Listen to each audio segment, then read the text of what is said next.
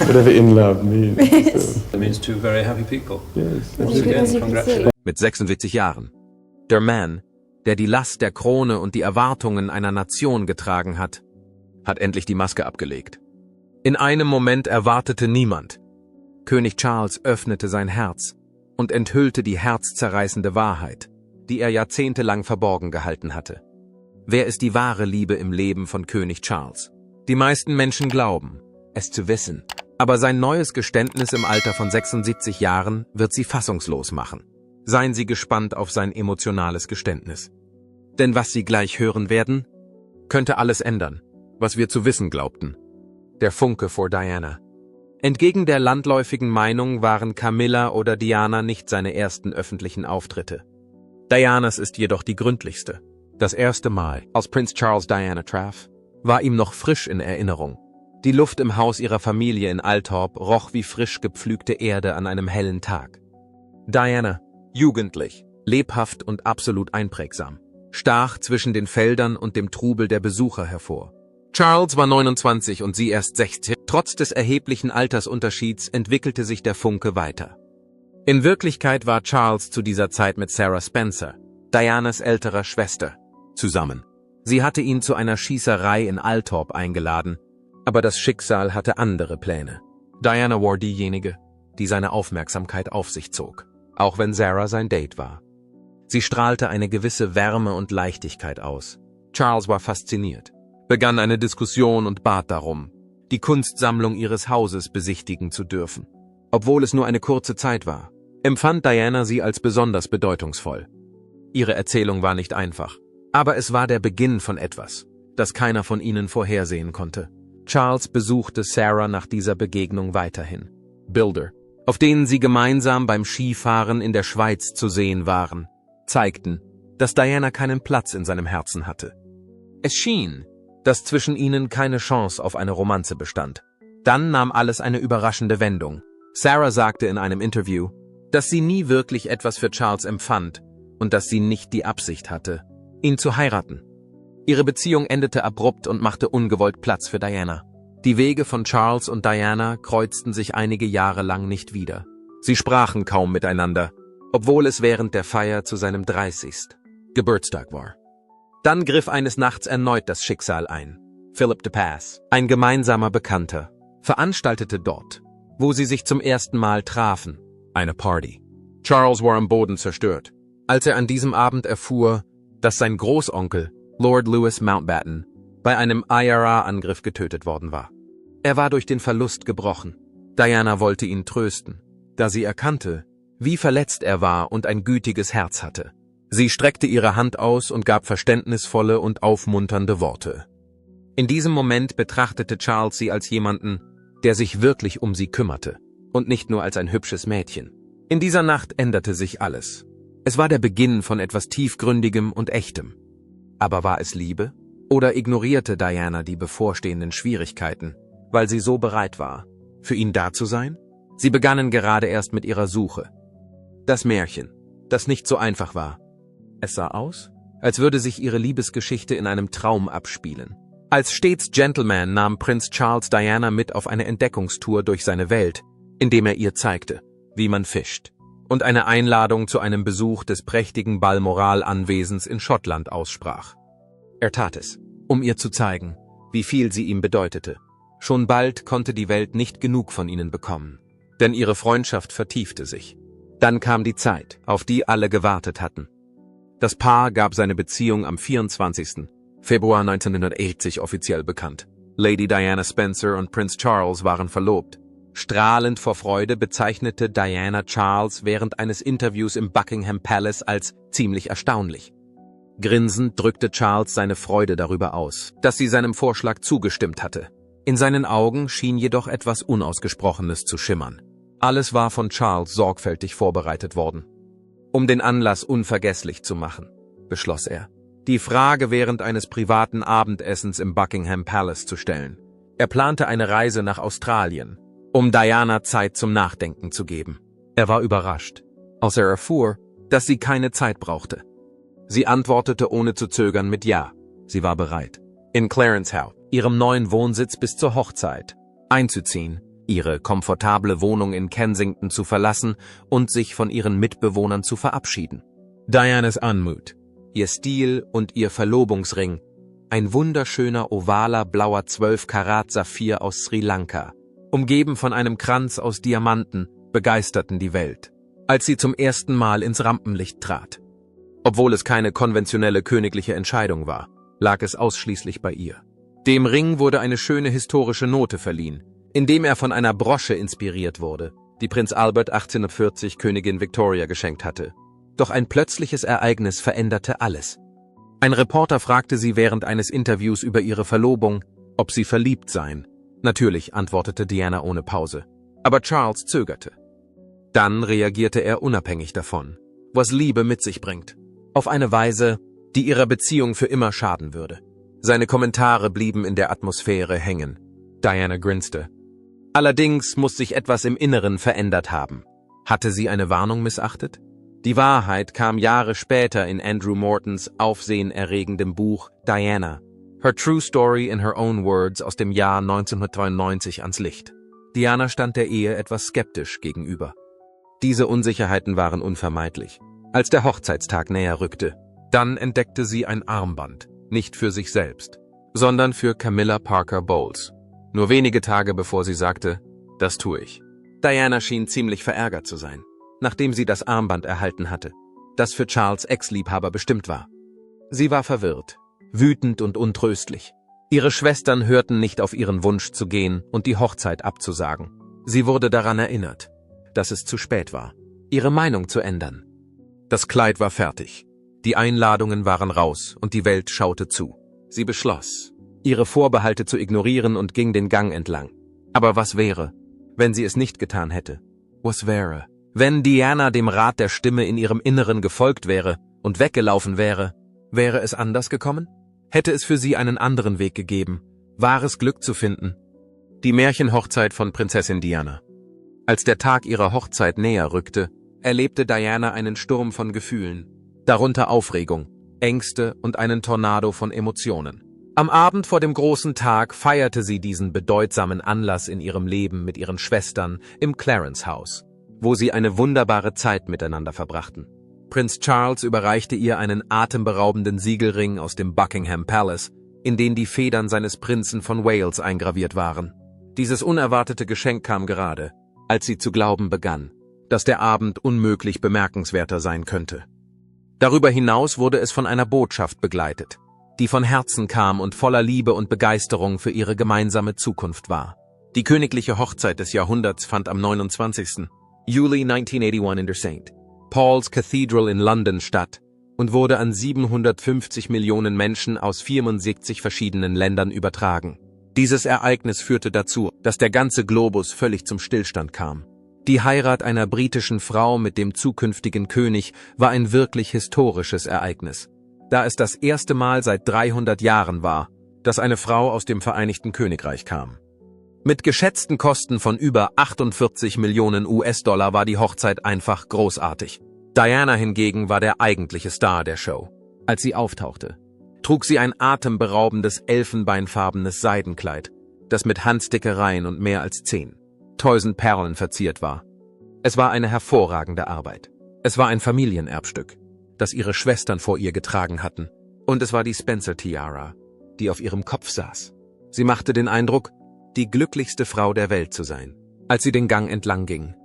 Vor der Hochzeit wurden Diana über 3000 Geschenke von Menschen aus der ganzen Welt überreicht. Zu den Gegenständen, die in diese Kategorie fielen, gehörten eine Kristallschale, die Präsident und Frau Reagan gehörte, eine Art-Deko-Uhr von Cartier und ein brillantes Diamant- und Saphir-Schmuckset, das Kronprinz Fahd von Saudi-Arabien gehörte. Doch selbst im idealsten Märchen gibt es einige menschliche Ereignisse, die der Geschichte eine noch höhere Bedeutung verleihen. Diana machte den Fehler, Charles Prince Philip, Charles statt Charles Philip Arthur George zu nennen, als sie mitten im Eheversprechen war. Sie hatte offensichtlich Angst und lächelte dennoch. Darüber hinaus brachte Charles seine Verwirrung zum Ausdruck, indem er sagte, deine Güter statt meiner weltlichen Güter. Der schwerwiegendste Fehler bestand jedoch darin, dass Karl es versäumte, seiner Braut am Altar einen Kuss zu geben. Obwohl die ganze Welt schockiert war, entschädigten sie dafür mit einem leidenschaftlichen Kuss auf dem Balkon des Buckingham Palace, der die 600.000 Menschen, die sich draußen versammelt hatten, begeisterte. Im Anschluss an die Zeremonie begaben sich die frisch Vermählten für ihre Flitterwochen auf eine Reise ihres Lebens. Sie segelten insgesamt 12 Tage lang auf der Royal Yacht Britannia und besuchten dabei eine Reihe spektakulärer Orte, darunter Ägypten und die griechischen Inseln. Nach Abschluss ihrer Reise fuhren sie in die ruhige Landschaft von Balmoral Castle in Schottland, wo sie ein malerisches Jagdschloss entdeckten, in dem sie Ruhe und Abgeschiedenheit genießen konnten. Anschließend schrieb Diana einen Brief an ihre Sekretärin, in dem sie die Flitterwochen als perfekt lobte. Nach ihrer Rückkehr in ihre Heimat schlüpfte Diana anmutig in ihre Rolle als Prinzessin. Während der Staatseröffnung des Parlaments hatte sie einen ihrer ersten bedeutenden Auftritte, der den Beginn eines neuen Kapitels in ihrem Leben markierte. Das Abenteuer von Prinzessin Diana als Prinzessin hatte gerade erst begonnen, doch für den Rest der Welt schien es ein Märchen zu sein, das zum Leben erweckt worden war. Sein königlicher Nachfolger. Oberflächlich betrachtet schien das Leben von Prinzessin Diana ein Märchen zu sein. Dennoch stand sie hinter den Mauern des Schlosses vor großen Herausforderungen. Ihre Ankündigung, dass sie ihr erstes Kind erwartete, löste weltweit großen Jubel aus. Aber Diana war verwirrt und zweifelte daran, ob sie für die ihr zugewiesene Rolle qualifiziert war oder nicht. Als sie an ihrer Belastungsgrenze angelangt war, traf sie eine übereilte Entscheidung. Während ihrer Schwangerschaft wagte sie es, die Treppe hinunterzuspringen. Wie durch ein Wunder wurden bei dem Vorfall weder sie noch ihr Kind verletzt. Am nächsten Tag, dem 21. Juni 1982, wurden sie und Prinz Charles zum ersten Mal Eltern. Sie begrüßten damals ihren Sohn, Prinz William. Diana traf die Entscheidung, im Lindo-Flügel des St. Mary's Hospital in London zu gebären, was eine Abkehr von den traditionelleren königlichen Geburtsorten darstellt. Charles war im Kreissaal anwesend, was eine noch größere Überraschung war. Das ist für königliche Väter fast unbekannt. Das ist passiert. Diana und das medizinische Personal des Krankenhauses hatten den Zeitpunkt der Entbindung sorgfältig geplant, um Charles' chaotischem Zeitplan gerecht zu werden. Dies geschah, um sicherzustellen, dass er diesen bedeutsamen Anlass miterleben konnte. Obwohl sie in ihrer Ehe einige Schwierigkeiten hatten, bereitete ihnen die Ankunft Wilhelms große Freude.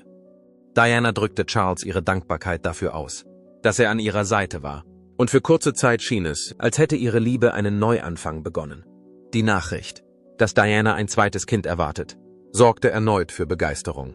Andererseits begann ihre Ehe Anzeichen von Schwäche zu zeigen. Mit dem Fortschreiten ihrer Schwangerschaft nahm auch die Spannung zwischen ihnen zu. Charles konnte seine Unzufriedenheit nicht verbergen, als sie erfuhren, dass sie einen weiteren Jungen bekommen würden. Er hatte insgeheim auf ein Mädchen gehofft, das eines Tages den Thron besteigen würde, und war enttäuscht, als er erfuhr, dass sie einen anderen Mann erwarteten. Dennoch wurde Prinz Harry am 15. September 1988 geboren und brachte damit einen weiteren Glücksmoment auf die Welt. Es ging jedoch nicht weiter. Ihre Ehe, die sich bereits in einem prekären Zustand befand, begann zu verfallen, als Folge von Charles' Entscheidung, seine Affäre mit Camilla Parker Bowles wiederzubeleben, wurde Dianas Vertrauen missbraucht und sie war von ihren Gefühlen erschüttert. In einer anschließenden Erklärung bezeichnete sie den Tag, an dem sie von seinem Verrat erfuhr, als den herzzerreißendsten Tag ihres ganzen Lebens, als verzweifelten Versuch, ihre Ehe zu retten.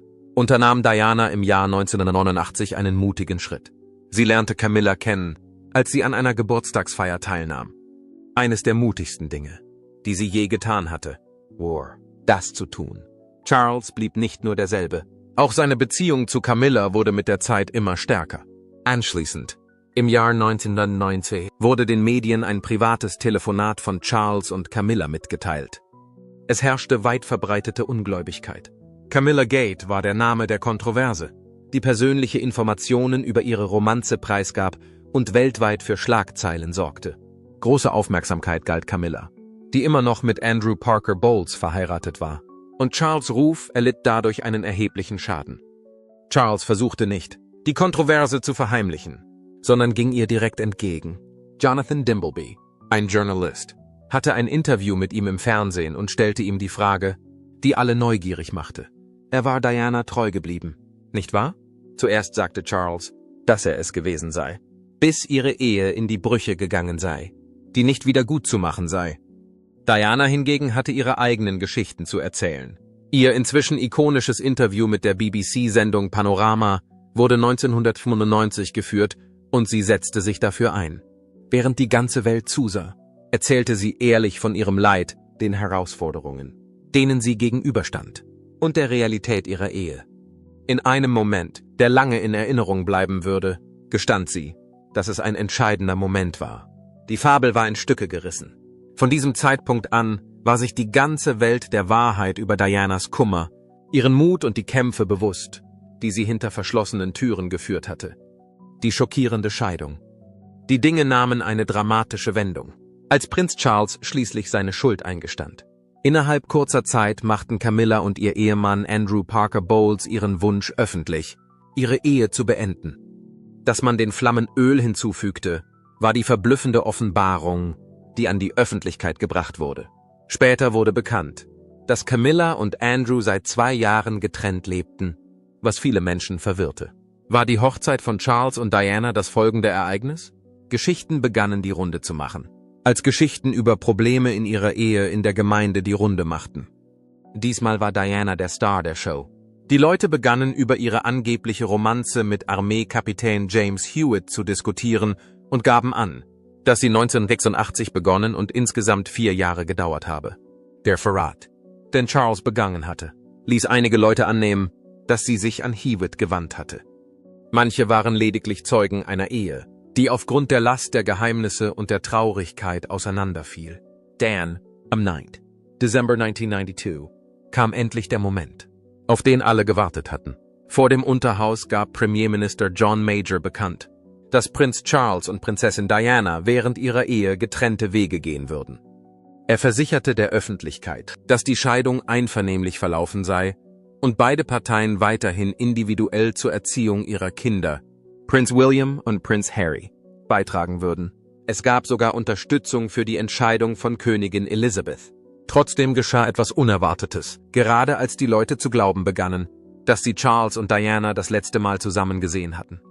Während der Zeremonie zum 50. Jahrestag der Atlantikschlacht, Diam Thyrsis, Mai 1991 stattfand, landeten sie gemeinsam hier.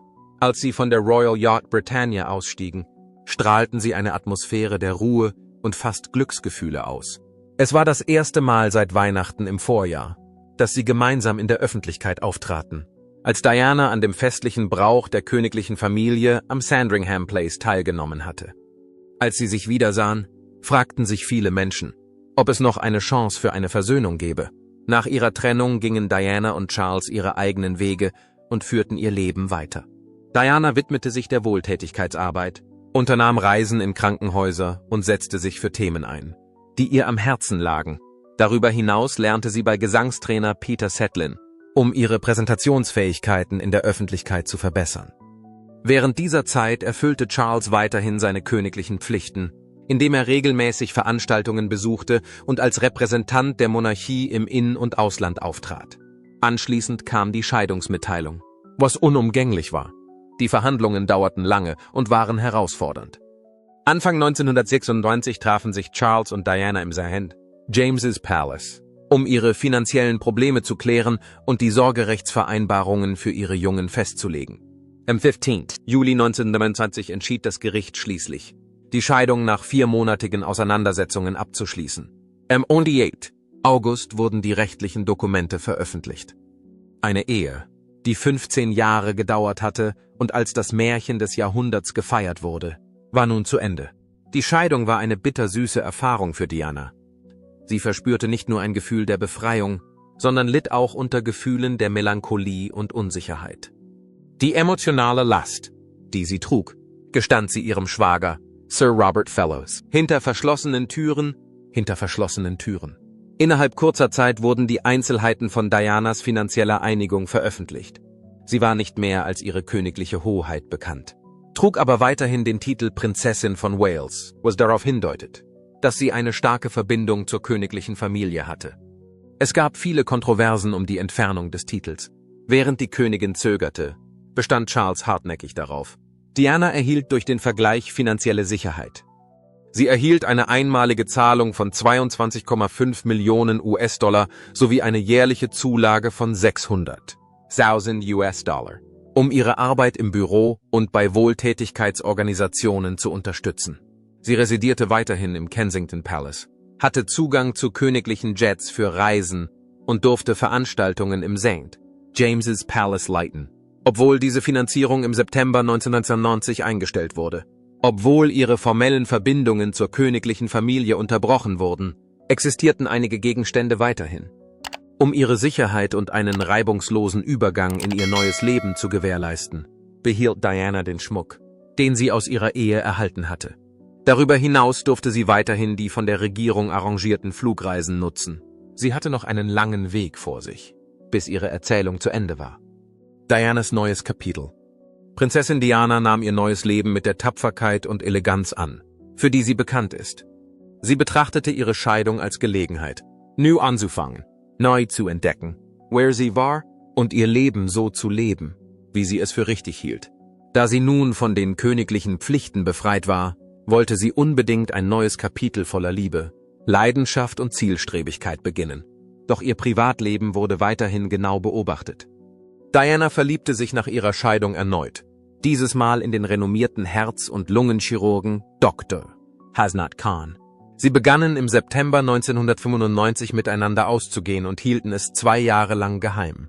Diejenigen, die ihr nahe standen, hielten ihn für die Liebe ihres Lebens, und sie nannte ihn Mr. Wonderful. Allerdings war der Druck der Medien zu groß. Als Privatperson war Khan nicht in der Lage, mit der Aufmerksamkeit umzugehen. Letztendlich trennten sie sich diskret, da ihre Liebe die ständige Aufmerksamkeit nicht ertragen konnte. Gerüchte kursierten, selbst als Diana mit ihrer Trauer zu kämpfen hatte. Sie widerlegte Behauptungen, sie sei mit dem verheirateten Kunsthändler Oliver Hoare verwandt. Obwohl es kaum Beweise gab, vermuteten einige über ihre Beziehung zum Industriellen Theodore J.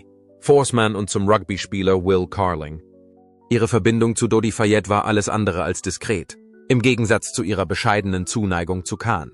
Dodi, der Sohn des Millionärs Mohammed Al-Fayed, ist ein Filmproduzent, der Diana mit Aufmerksamkeit überhäufte. Unter dem grellen Licht der Paparazzi-Kameras entfaltete sich ihre Romanze, wobei jede Aktion auf Video festgehalten wurde, damit die Welt sie miterleben konnte. Ein wichtiger Wendepunkt ereignete sich im Sommer 1990. Um der Medienhysterie zu entkommen, brachte Dodi Diana in das opulente Haus seiner Familie im Süden Frankreichs. Eine Zeit lang fühlten sie sich in ihrem eigenen kleinen Himmel wohl. Aber sie konnten sich nicht einmal im Luxus verstecken, wohin sie auch gingen. Die Medien folgten ihnen. Auf der Suche nach einem endgültigen Ausweg aus dem Rampenlicht trafen sie schließlich die Entscheidung, nach Paris zu reisen. Tragische Ereignisse ereigneten sich am Abend des 31. August 1997. Das Auto mit Diana Dodi und ihrem Fahrer Henri Paul kollidierte mit schrecklichen 121 Stundenkilometern im Pont-d'Alma-Tunnel.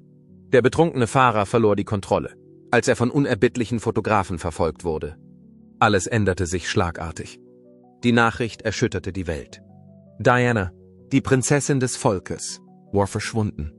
Diana, Prinzessin von Wales, wurde gerade im fernen Osten ermordet. Ihr Tod hinterließ gebrochene Herzen, ungelöste Fragen und ein tiefes Gefühl des Verlustes.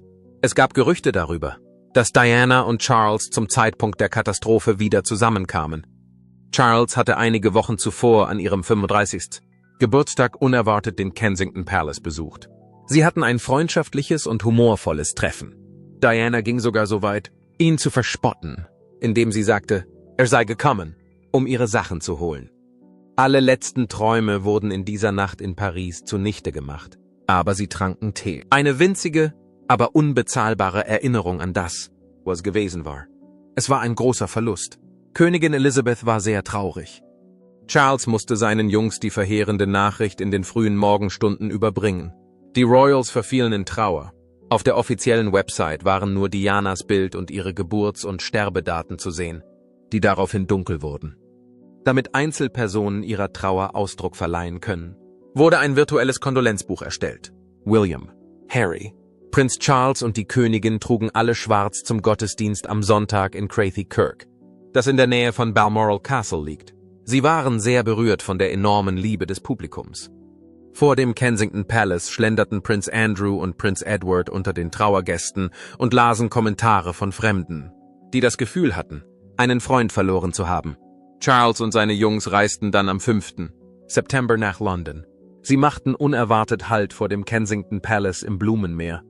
Es war ein unvergesslicher Anblick. Menschen, die Diana verehrten, hinterließen Tausende von Kerzen, Notizen und Blumen. Am selben Tag kehrte auch die Königin aus Balmoral zurück. Nachdem sie die Blumenpräsentation vor dem Buckingham Palace besichtigt hatte, hielt sie eine seltene Ansprache im Fernsehen. In ihren Kommentaren, die sowohl mit Trauer als auch mit Bewunderung vorgetragen wurden, würdigte sie die enorme Zuneigung der Welt zu Diana. Es gab nichts Vergleichbares zu Dianas Beerdigung auf der Welt. Prominent, Führungspersönlichkeiten und einfache Leute versammelten sich, um Abschied zu nehmen. Es war mehr als nur ein königlicher Anlass. Es war eine Zeit der Trauer und des Gedenkens auf weltweiter Ebene.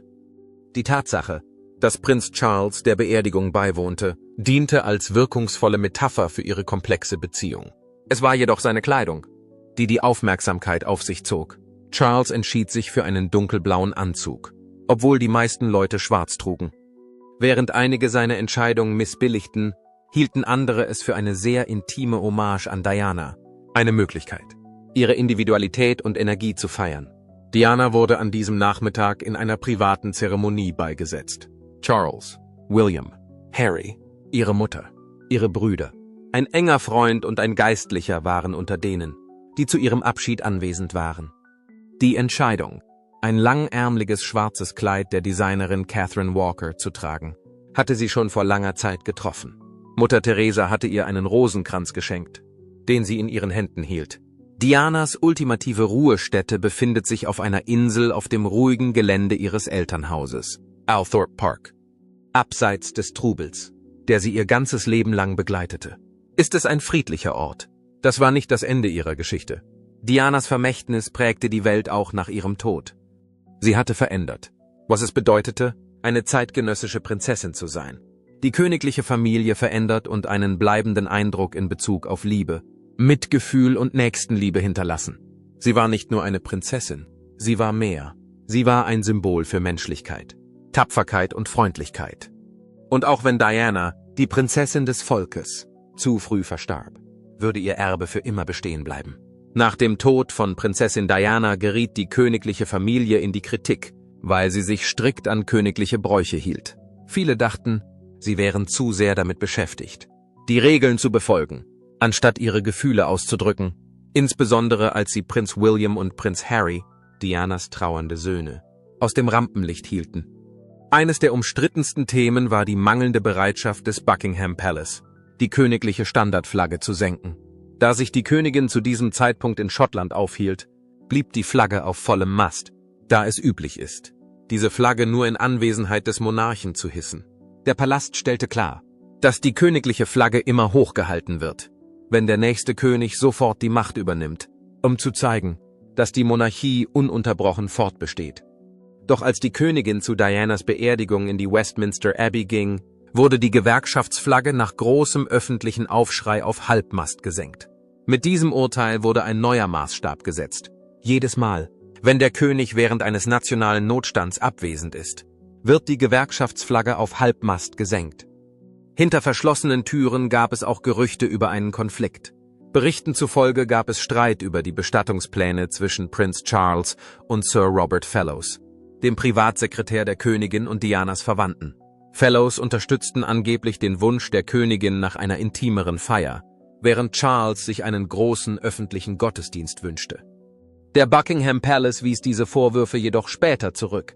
Ob Dianas königliche Hoheit die Frage, ob der Titel nach ihrem Tod wiederhergestellt werden sollte, war Gegenstand einer weiteren Diskussion. Einige hielten es für angebracht, sie auf diese Weise zu ehren. Doch nach Gesprächen zwischen der königlichen Familie und der Familie Spencer entschied sich Dianas Familie dagegen, da sie dachten, sie hätte diesen Titel nicht zurückerhalten wollen. Eine offizielle Anfrage gab es letztlich nicht. Diese Vorfälle stellten einen Wendepunkt für die Monarchie dar und zeigten die starke Bindung der Öffentlichkeit an Diana und ihre Erwartung, dass sich die königliche Familie an die Zeit anpassen würde. Am Ende findet Charles die Liebe seines Lebens. Die Romanze zwischen König Charles und Königin Camilla war nicht immer einfach.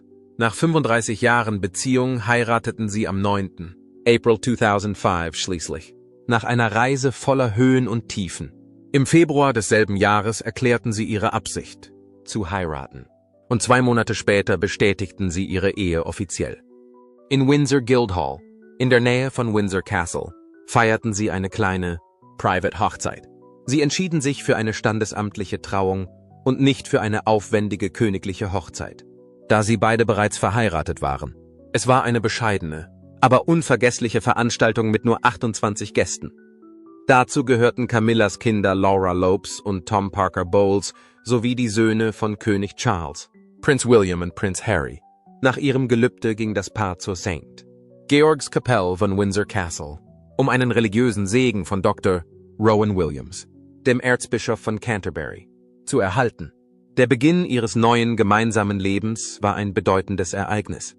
Obwohl Camillas Hochzeitskleidung exquisit war, wich sie von der üblichen königlichen Braut ab. Anstatt eine Tiara aufzusetzen, entschied sie sich dafür, 2 exquisite Hüte aufzusetzen. Passend zu ihrem weißen Seidenchiffonkleid und dem passenden Mantel für die Veranstaltung wählte sie einen schicken Federhut von Philip Treacy. Später zog sie einen wunderschönen Mantel mit goldener und blauer Stickerei über einem fließenden blauen Chiffonkleid an, ergänzt durch einen goldenen Federkopfschmuck, den Treacy ebenfalls kreiert hatte.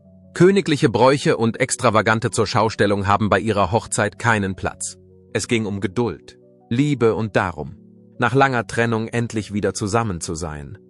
Hugo Burnham war der Fotograf, den Charles und Camilla auswählten, um ihre Hochzeit zu dokumentieren. Burnham war ein bekannter Fotograf, der wichtige königliche Anlässe dokumentierte. Prinz Philipp und Königin Elizabeth waren bei der standesamtlichen Trauung jedoch nicht anwesend. Glaube war die einfache Erklärung. Die Königin war der Ansicht, dass die Teilnahme an der standesamtlichen Trauung zweier bereits geschiedener Personen in ihrer Eigenschaft als Oberhaupt der Church of England unangemessen sei. Sie und Prinz Philipp unterstützten die Ehe dennoch weiterhin, indem sie zur religiösen Segnung in die St. Georgs Kapelle gingen und anschließend ein Bankett auf Schloss Windsor veranstalteten. Camilla wurde vor ihrem Tod eindeutig von Königin Elizabeth gebilligt. Während ihres 70. Jahres auf dem Thron im Februar 2022 sagte sie hoffe, dass die Öffentlichkeit Charles und Camilla unterstützen würde, wenn er König würde. Als Anerkennung für ihre Verdienste wünschte sie sich auch, dass Camilla als Königin-Gemahlin bezeichnet wird. Die Kinder von Charles und Camilla gehörten zu den 28 Gästen, die an der standesamtlichen Zeremonie im Windsor Guildhall teilnahmen. Zu den Zeugen gehörten Tom, Camillas Sohn, und Prinz William, Prinzessin Anne, Prinz Andrew und Prinz Edward. Charles' Geschwister waren alle da.